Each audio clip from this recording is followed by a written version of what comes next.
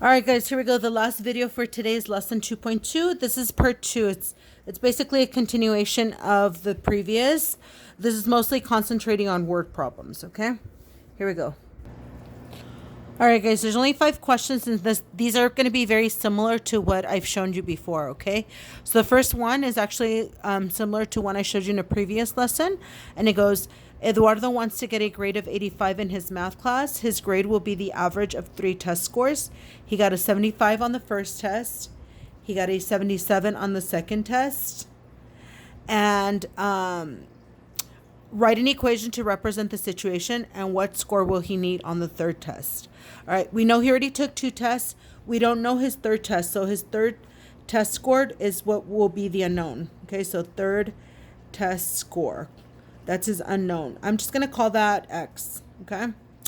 Remember, the keyword here is average. Whenever you want to do the average, remember I said add up whatever items you're talking about and divide by the number of items. So in this case, we're talking about 3 test scores. So here are his first 2. Here's the third one. There's 3, so we want to divide by 3. And we know that he wants an average of 85. Okay. I've had kids in the past mix these numbers, and basically I feel like they don't pay attention.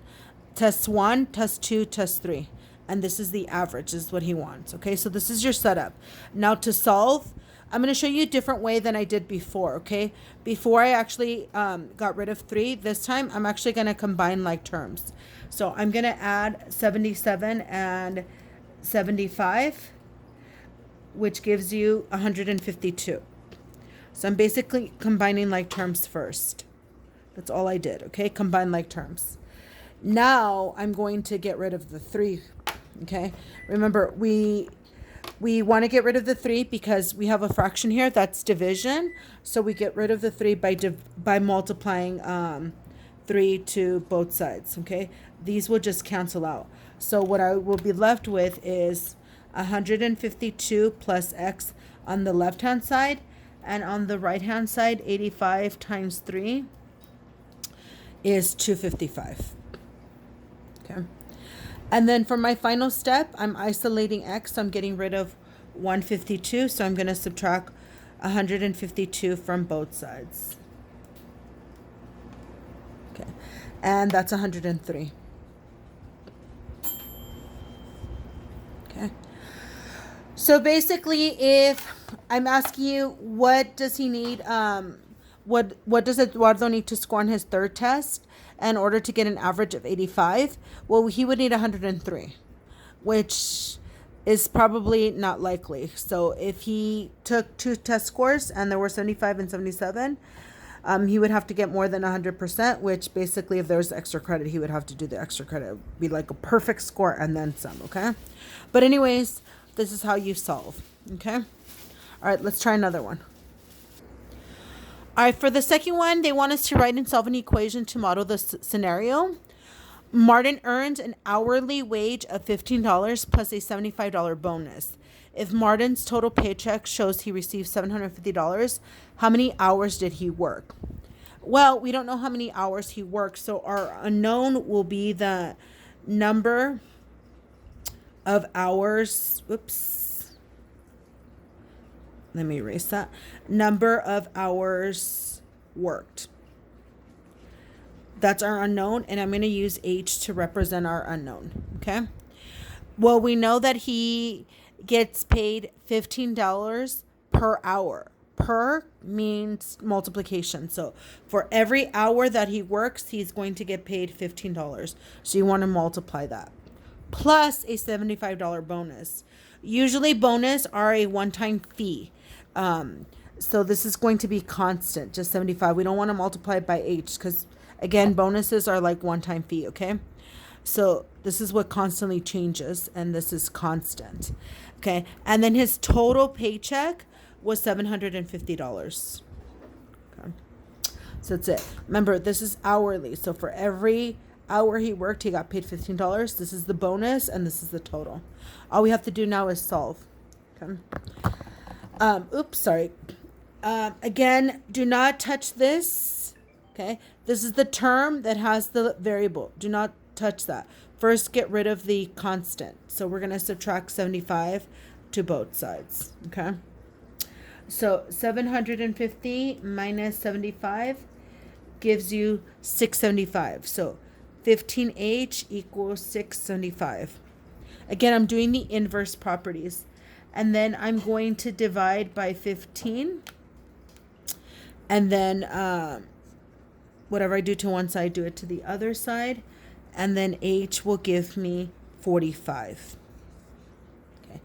This is what I call a two-step equations. See, one step to get rid of the 75 and then divide to get rid of the 15. And so I end up with H. Remember, H is the number of hours worked. So he had to work for 45 hours, okay, to get 750. All right, guys, let's try another together. All right, guys, for number 3, I'm going to use the table, and we're going to basically answer the question. This is what's given. We know that Mary's planning a birthday party, and she bought 10 pointy hats. Pointy hats cost $2 each. She bought P number of piñatas. We don't know how many piñatas she bought, so we're using P to represent the number of piñatas. And the piñatas cost $25. She bought C number of cakes. Again, we don't know how many cakes she bought, but cakes cost $50. Okay, we want to write an expression. That means we're not going to have an equal sign, and we're not going to be able to solve. You cannot solve expressions, okay? Let me make that clear. If it doesn't have an equal sign, you cannot solve it. You can simplify, but you cannot solve it. All right, so we're going to write an expression to represent the amount that Mary spent on party supplies. So for every pointy hat she bought, we know it cost $2, but she bought 10. So what I could do is put 10 times $2, okay? Plus she bought P number of piñatas, and piñatas cost $25, plus C number of cakes, and cakes cost $50. This would be my expression, no equal sign. If I wanted to simplify it a little further, I could. And I can clean it up by writing 10 times 2, which is $20.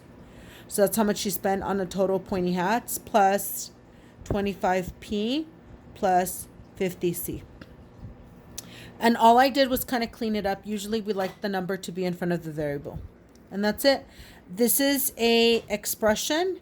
Again, you cannot solve expressions. You can only simplify. All right, let's go to the next one.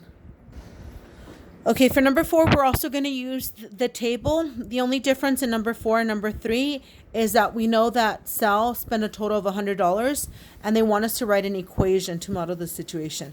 Again, equations you can solve, okay? So Sal bought 1 pointy hat. Pointy hats cost $2, so I'm going to write 1 times 2 plus P piñatas. Piñatas cost $25, and C cakes. C cakes cost $50. Okay. But this time we know that he spent a total of $100. So I'm going to set it equal to, since I ran out of room, I'm just going to put it in the front. Okay. He spent a total of $100. Write an equation to model the situation. This would be the situation. I'm going to clean it up again. I'm actually going to flip it and write it over here, okay? So this would be $2, and that's me cleaning this up, plus $25 P, plus $50 C, okay? Equals $100. Now, know that you can solve equations, okay? You can solve equations. Whenever it has an equal sign, you could solve it. In this case, we cannot solve it because we have 2 unknowns. We have a P and a C. When you have 2 unknowns, it's kind of difficult to solve unless they give you more information. So for this case, all we have to do, write the equation, and that's it. Okay? So this would be it. All right, let's go to the very last problem.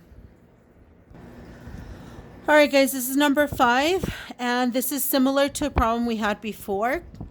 So here we have an equation, okay? So remember, we can solve equations. So they want us to solve. Ultimately, what we have to do is solve for x, okay? So that's our goal, to isolate x.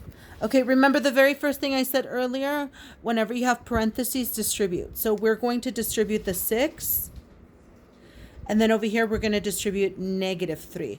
Always keep the sign that's in front. So 6 times x will give you 6x 6 times 4 will give you 24. Set it equal. Write this down.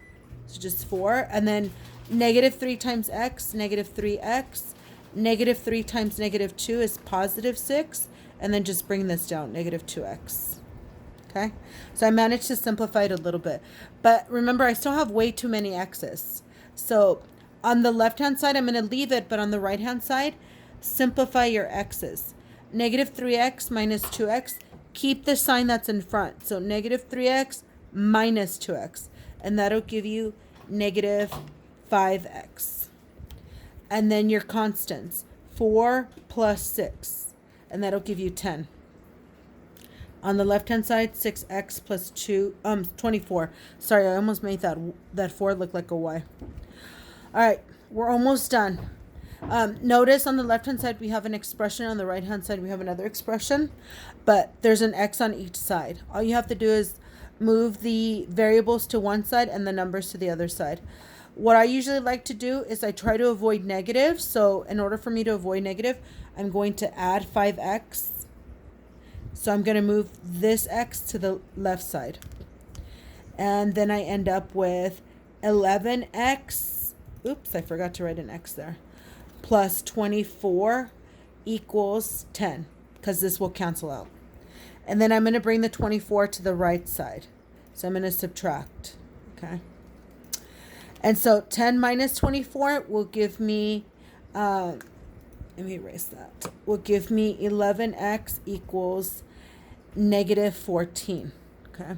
So eventually I did have a negative, but not a big deal. Okay. And then I would divide by 11. Okay. And then x should give me negative 14 over 11. Okay. So no decimal, leave it as a fraction. You can't reduce this. So this would be my final answer. All right, guys. All right, guys. So these are all the lessons for today. Now I'm going to give you the classwork, and then you'll have a quiz at the end of the day, okay? Please reach out to me if you have any questions. Good luck.